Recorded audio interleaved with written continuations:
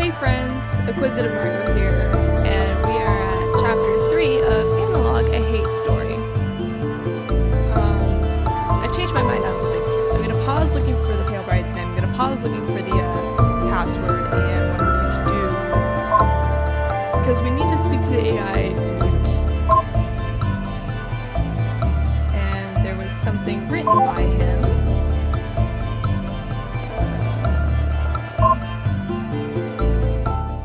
Yes. Dear Smith. Show this.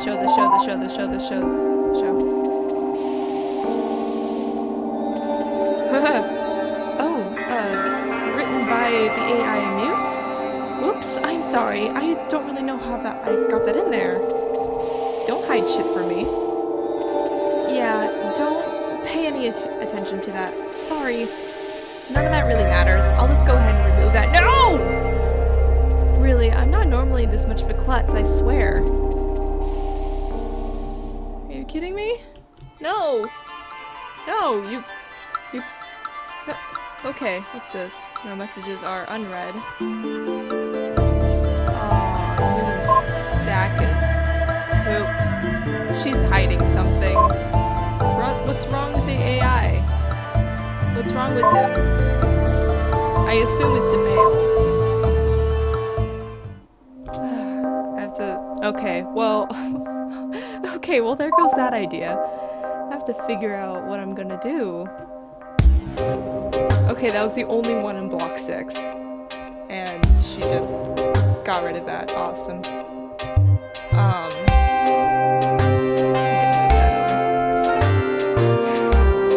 Okay, block 4. Okay, who's writing to Smith?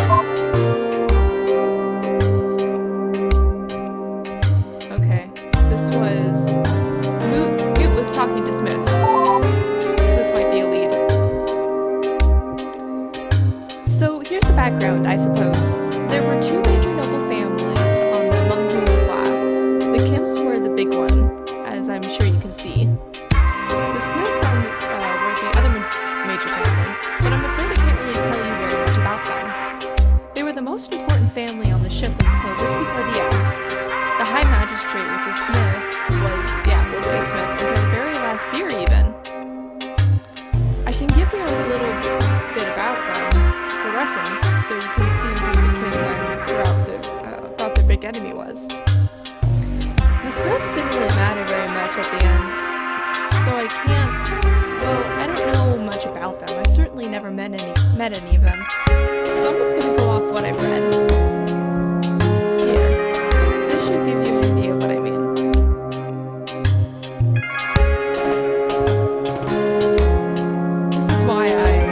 Talk to her. I couldn't tell her, no, don't delete the goddamn. Oh, I feel like she's a bad AI now. I feel like she's a villain. Oh, Sojin. Contempt. Let's start here. So, written by Oh Sojin. Despite having hardly shown their faces in the entire time I've lived in the Smith house, the second branch of the family has taken it upon themselves to visit again, a week after we were forced to endure their smug eye-rolling at the funeral. Of course, it would be impolite to turn them all away at the door, so no matter how poor taste their timing was, so what other choice did I have but to let them in? Husband wanted to have nothing to do with them, being distracted by John, and mother-in-law had been hiding in her room, leaving it to me to entertain them. Of course, as soon as I sent their son to go see our daughter, cousin-in-law, Kun-san, I don't know, I'm trying, made it quite clear that it was not that sort of visit. His wife just sat there, silent, while he ripped into me.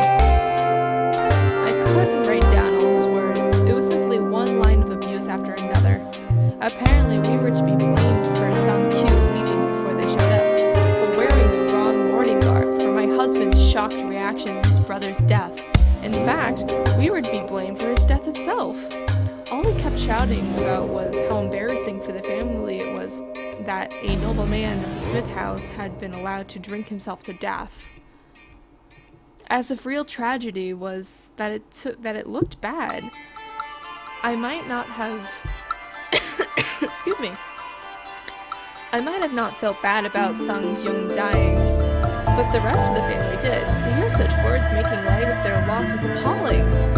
Yet he kept going, shouting awful thing after awful thing, until finally the most unexpected thing happened. Mother-in-law entered the room. "What is going on here?" she asked. He stood up. "I was just passing on a message to Sung's wife about his disgraceful conduct, since he won't show his face himself." Then he added, "I'm embarrassed to be a Smith right now. Do you think people don't know about our family shame? Do you have any idea how much of a fool I look like?" I never saw a more terrifying expression in someone's face. She just glared at him. Finally, she said, "Yes, but you clearly do not, or you would have lowered your voice." It took him a moment for that to register. Then he was just shocked. But mother-in-law wasn't done. "Please leave," she said. "Now." They stared at each other for a good while. Mother-in-law naturally won, and with a scowl, Kyung Sam and his family departed. When they had left, I turned to her. "Thank you," I said. But she just shook her head in disgust and exited to her own room without another word. Well then, that was kind of intense.